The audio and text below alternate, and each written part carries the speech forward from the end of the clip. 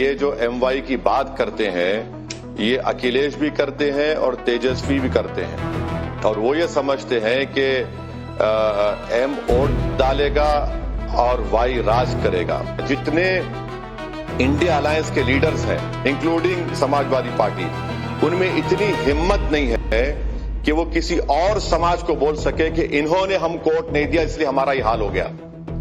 मगर वो कल से शुरू हो जाएंगे, भारत की लैला हम है, हमारे नाम के गाने गाएंगे, नगमे गाएंगे, तो मुबारक हो उनको। ओवैसी साहब, आपका एक वाक्य, आपकी पार्टी का एक वाक्य बहुत बिहार चुनाव में चला, अब्दुल अब दरी नहीं बिछाएगा।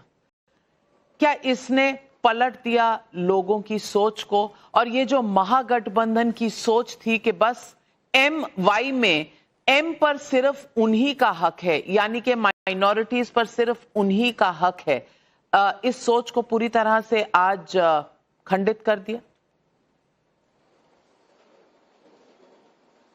नहीं, पूरी तरह से नहीं किया है, मगर आज का नतीजा हमारी इस बात को और स्ट्रांगली सोचने पर अल्पसंख्यक समाज को जरूर मजबूर किया है।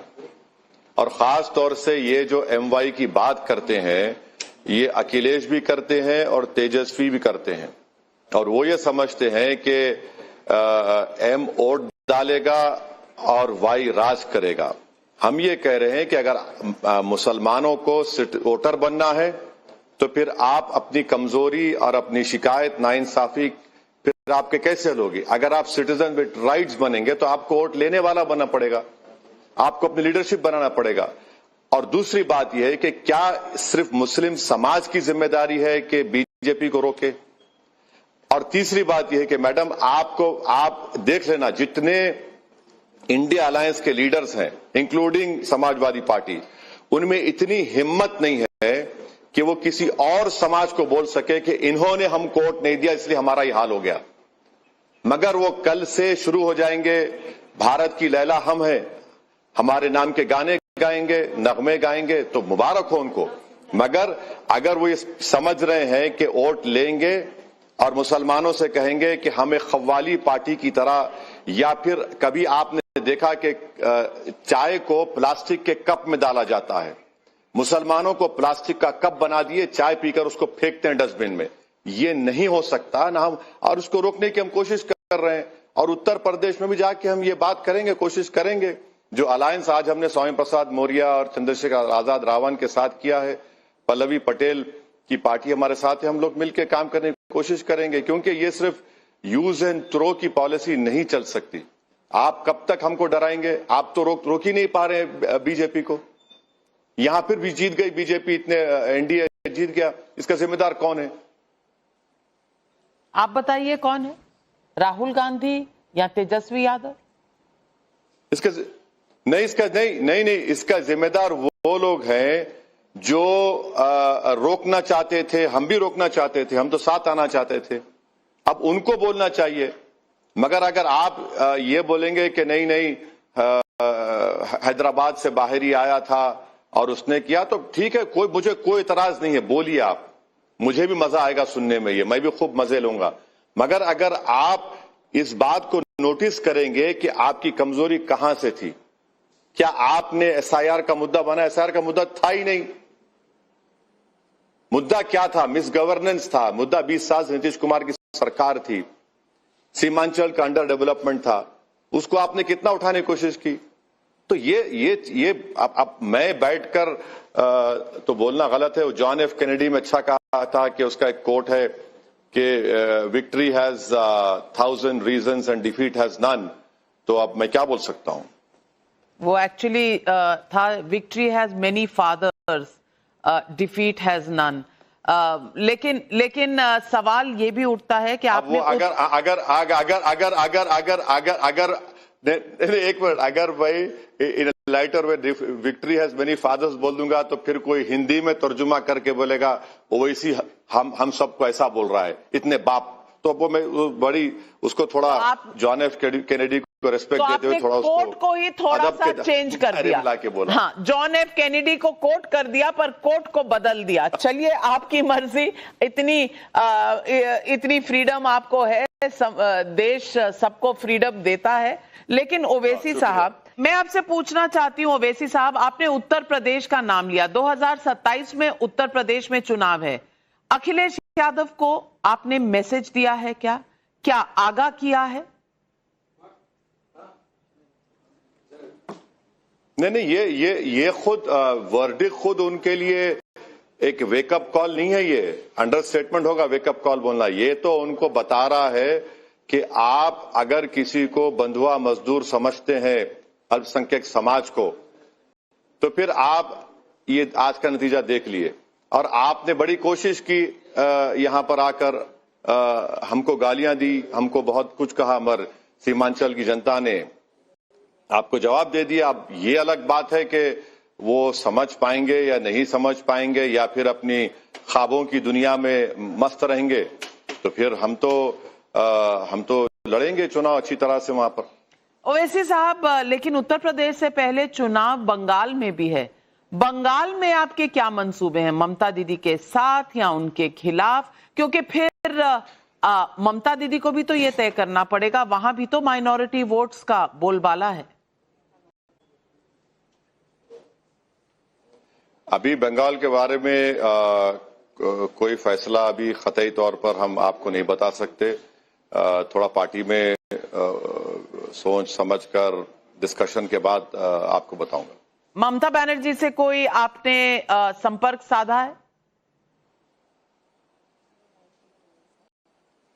नहीं, कि कोई संपर्क कोई कुछ भी नहीं हमारा। हाँ, ये बात जरूर है कि पार्लियामेंट की जो जॉइंट वर्किंग कमेटी वक्फ बिल के ऊपर बनाई गई थी, उसमें हम जनाब कल्याण बनर्जी साहब के साथ, डी राजा साहब के साथ, जितने एमपीज थे, नासिर हुसैन भाई के साथ, हम सब ने मिलकर वहां पर कोशिशें की, उस बिल के अमेंडमेंट्स को अनकॉन्स्टिट्यूशनल करार दिया। हमने सब मिलकर काम किया, वो इससे बढ़कर कुछ नहीं। ओवैसी साहब, आपको बहुत से लोग कहते हैं कि आप बीजेपी की बी टीम हैं, इसीलिए आपने महागठबंधन के वोट काट दिए और बीजेपी को ये लैंडस्लाइड विक्ट्री दे दी। बीजेपी की अगर आप बी टीम हैं तो कांग्रेस को जुबली हिल्स में सपोर्ट कर रहे हैं, तो कांग्रेस की सी टीम है। जरा ये समझा दीजिए, बहुत कंफ्यूजन है। मैडम, मैं खुद समझ नहीं पा रहा हूं कि मैं क्या हूं। अब मुझे नहीं मालूम कि क्या हूं मैं इन लोगों के लिए, मगर एक बात है कि मैं अपनी पार्टी के फैसले का पाबंद हूं और मैं कभी भी इस बात की कोशिश नहीं किया, ना कभी करूंगा कि मैं किसी दूसरे पार्टी के मियार या उनके सो कॉल्ड जो उनके जो पैरामीटर्स हैं उसको उतरने की कोशिश करूं। मेरी पार्टी के लिए जो अच्छा होगा हम वो करेंगे। अब आपकी पार्टी के लिए जो अच्छा होगा आप करिए, हम उसको आपको रोक नहीं रहे हैं। मगर अगर आप इस बात को ये समझते हैं कि मुझे फुला टीम ये टीम बोलना चाहेंगे, इसका कोई असर जमीन पर अब नहीं होने वाला है। जनता ये पूछ रही है कि भाई कब तक आप ओवैसी को गाली देंगे, कभी आप तो दिखा दो कि आप कैसे हराएंगे बीजेपी को। अब यूपी की आप मिसाल देता हूं आपको। 2014 का पार्लियामेंट अखिलेश हार गए, 17 का विधानसभा हार गए, 19 का पार्लियामेंट हार गए, 22 का विधानसभा हार गए, और फिर 24 का पार्लियामेंट इलेक्शन भी आपने ज्यादा कुछ खास नहीं किया। अब बताइए फिर आप में क्या कमजोरी है? आप उसको देखते ही नहीं ना। आप सिर्फ मेरे बारे में इतने फिक्रमंद रहते हैं कि समझ में मुझे लगता है कि बाज़ वक़्त इन लोगों को रात में नींद नहीं आती जब तक मुझे गाली नहीं दिए, तो बखुशी दीजिए।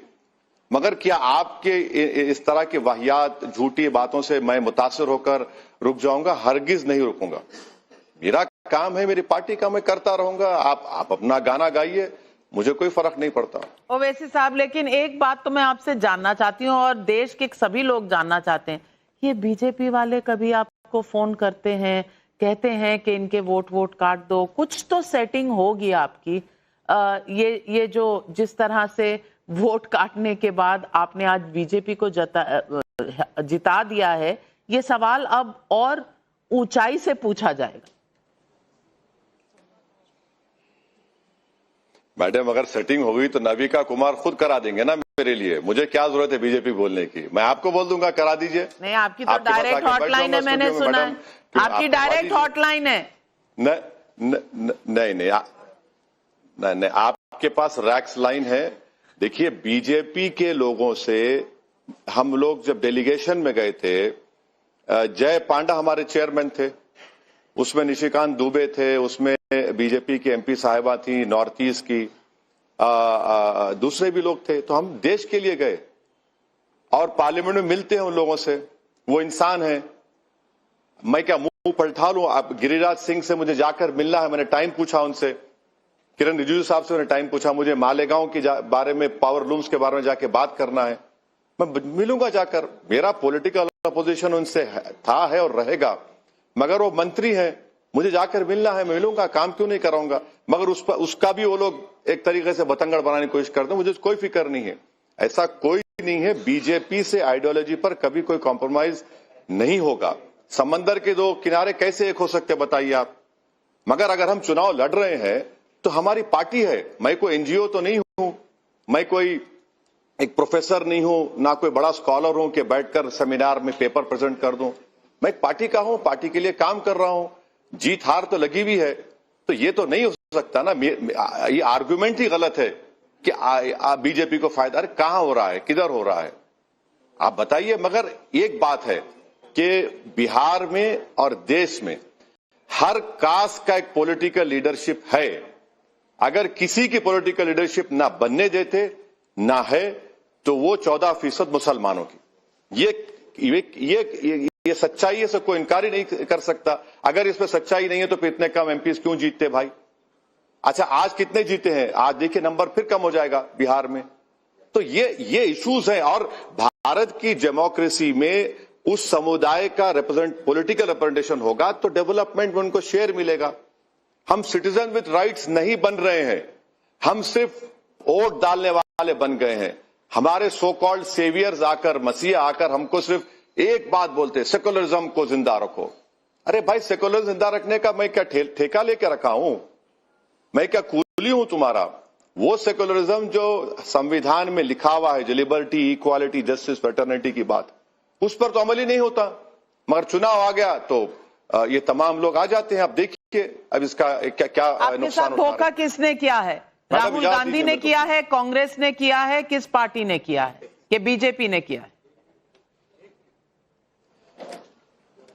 मैडम, हमारे मुसलमानों के जिस्म पर इतने जख्म हैं कि सिर्फ सीने पे नहीं, छाती पर भी है, हाथ पर भी हैं।